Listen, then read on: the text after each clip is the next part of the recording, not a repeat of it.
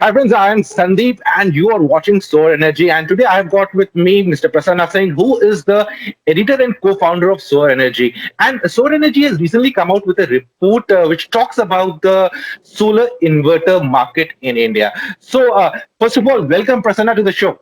Thank you, Sandeep. Pleasure to be here. Great. So, Prasanna, tell me first thing, like, why did you come out with this report about the solar inverter market report in India? So, were the people asking for it, or it was just because the curiosity that you wanted to come out with it? No, of course, we're a reader-driven organization, so it has to come from reader side. See, what was happening is in India, if you notice, the conversation when it comes to solar industry, solar power is almost completely around what we call the modules and cells part of it, which is understandable because, when you look at the total cost of a solar system, almost 60% of the cost is accounted for by your modules, right? But what was happening was that one of the things we realized was two things. One is that the inverter companies, they have been remarkably, impressive in terms of how they had adapted to this new growth market, new market demands, which I think deserves a better look. Number two is that even though the share of the inverter in the total system cost is well under 10%, the fact remains that inverters are literally the brains or the heart of the whole system. You know, your inverter is the machine which is actually converting the power from DC to AC. That is a machine which is deciding how much power to supply to your internal needs versus sending it to the grid. That is a machine through which you will actually get most of your reports, thanks to that, in terms of the efficiency of the system, how it's performing. So we all almost we actually thought that even at a consumer level, consumers were also very not really aware of what to look out for, what's happening, because everybody's mind tends to be driven completely by your contractor or what you read, which is only modules and cells. So we thought, let's give this, take a deeper look at the sector, and we are very happy with the report that came out actually, because unlike other Right. reports, we have gone beyond market share. We have looked at actually the whole sector, what's happening, how it is evolving, and it's come out quite well, I believe. Right. So, since you moved beyond just the vanilla numbers in your report, so what were the three positive things that your report highlighted for the Indian market? See, if I was to identify three big things, one is of course that the Indian market has expanded massively in terms of. So what has happened is that means solar power is reaching more and more areas, different terrains, which have their own special requirements. So, for example, if you look at slightly hilly areas, then that created a market for string inverters, Right. right? Then, as you built up massive scale, again, it created a market for a specific type of inverter, and it put a certain demand on the manufacturer. Then, of course, India is a country of extremes, be it heat, be it hot, be it cold. So that again has been a very good situation for a lot of manufacturers to show exactly what their machines can handle, going beyond claims. The other thing is that this is one area where I believe, unlike modules and cells, surprisingly the made in India story is not so bad. You have a fair amount of manufacturing happening in India, and a significant part of this manufacturing is being driven by investment by Chinese manufacturers or even European manufacturers. So to me, that is very, very interesting. That they, at least because of India's base in electronics, setting up an inverter plant or getting the right skill sets for that has not been as difficult as possibly it might be to set up a cell manufacturing plant. Which is much more complicated, where you have a far more bigger challenge of being competitive. So it's a very interesting market to us to look at. Right. So we have talked about the positive things. So what were the top three, if I may ask, the bottlenecks you thought are available in the Indian market, which is not, which is stopping the growth of the inverter market in India? See, the inverter market is linked to the overall growth of the solar market. So that's obviously the biggest challenge. Unless this overall solar market grows, the inverter market is also literally married to that, married to that. That can't change. The other thing, of course, is that like everything else, we have a massive, massive cost challenge in India. There is always this pressure to do it at the lowest possible cost, and I think sometimes that keeps our market also slightly behind in terms of the curve when it comes to the latest inverter technology or the latest breakthroughs in inverter manufacturing. So that's a problem in any case across the sector. And finally, if I really had to think about it, I think it's a matter of awareness which we're trying to fix here. In the sense that I think even on the client side, sometimes not enough attention sometimes is paid to why you're using a certain type of inverter, which one should you pick, why you should pick that, what should you expect from it, So we thought let's try and fill that gap at a very senior level, at least for clients, and that's the idea here. Because as I said, as the brains behind the system, an inverter which makes even a 0.5%, 0.2% change to your overall efficiency cumulatively on a large system, it can really add up to a lot of savings. So it's a huge decision to make, and it's an important one to make. The next thing I would like to ask you is, like, if you look at the findings of the report, which were the, say, the top three or the top four companies which are doing business in this space, and what differentiates them from others? So we've seen something very interesting over the last 4 to 5 years, actually. So like in modules and cells, of course, you could call it the entry of the dragons. The Chinese companies have kind of come in very strongly.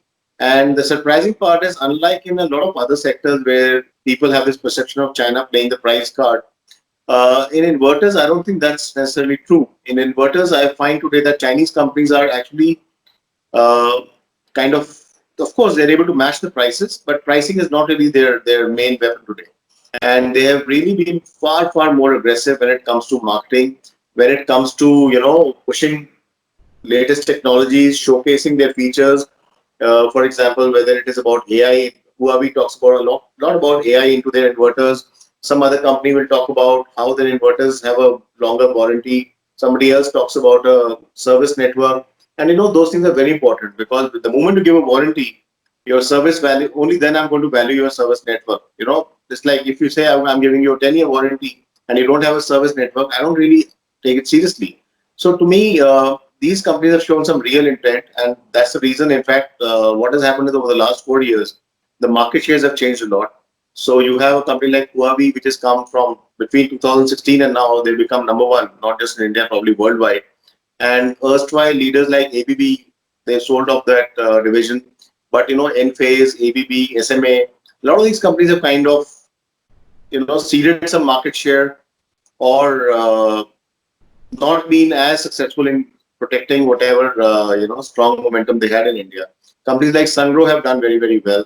Now Solis is kind of catching up very fast. These are all Chinese firms with different strategies, actually. It's not like they have a common strategy. So some of these companies have set up manufacturing in India.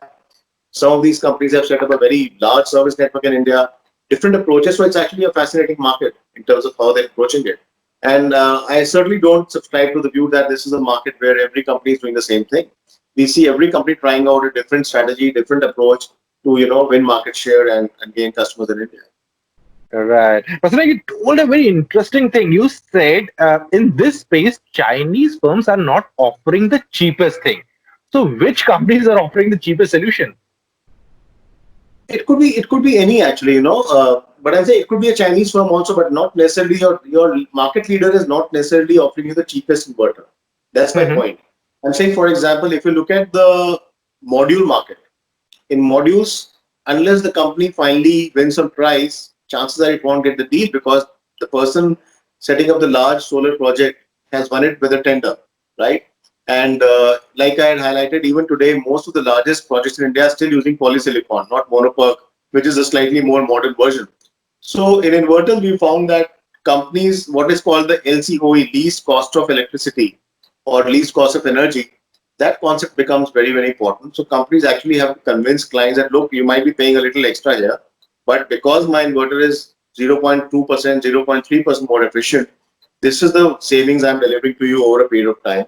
And people have to look at those numbers. It's just cold call, very cold numbers. So it's not like you're starting off with paying the lowest price. Right. That's interesting because what you're highlighting is the cost of ownership might be a bit high, but in the long run, the returns will be the best if the solutions are like whatever the solutions you pick up, their Yeah. optimum solution kind of a thing. So, Prasanna, Because you before. must keep in mind, in India, even today, I think most people, you would probably agree, most people kind of assume, especially in rooftops, that the cost of power is still going to go up. So Right. if an inverter, if you're getting the right inverter and it's delivering some savings to you, chances are Hmm. the quantum of the savings is actually going to go up.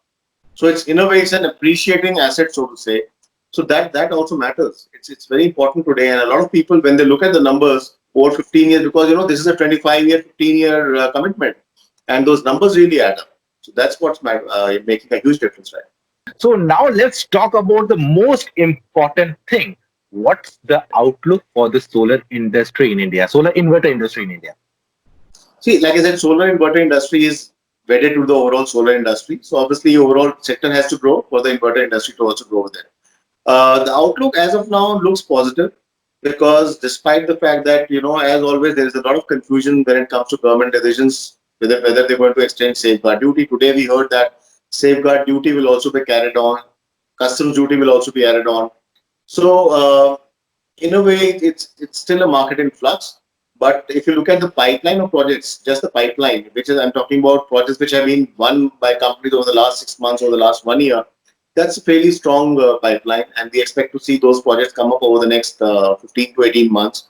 And I'm a little worried about the future because with all these duties, there's always this worry that the overall price might go up. And in India, when the price goes up, it can lead to cancellations, it can lead to a slowdown. That's a worry. But as of now, so far so good. The government has been making all the right noises at least. And in fact, we have heard some very large companies like Renew Power, for example, which has spoken about setting up a manufacturing facility for cells now, which is a big decision actually. So if more companies step in, we've heard of very big names being interested in solar energy now. Reliance spoke about being interested in clean energy. If that means solar, I don't know. But if we see enough action on the manufacturing side, then I think it's a very, very good situation. But if the manufacturing part does not keep pace, despite all the incentives, then we could be heading into some serious trouble in terms of, again, policy logjam causing the industry to slow down. Thanks, Prasanna, for your time. It was lovely talking to you. So, friends, if you have got any questions related to this report, do drop in a message, or better, head to the Solar Energy website and check out the report in detail, because I think you will get a lot of queries answered over there, and a lot of your doubts might be cleared. Keep watching Solar Energy. We'll meet you soon.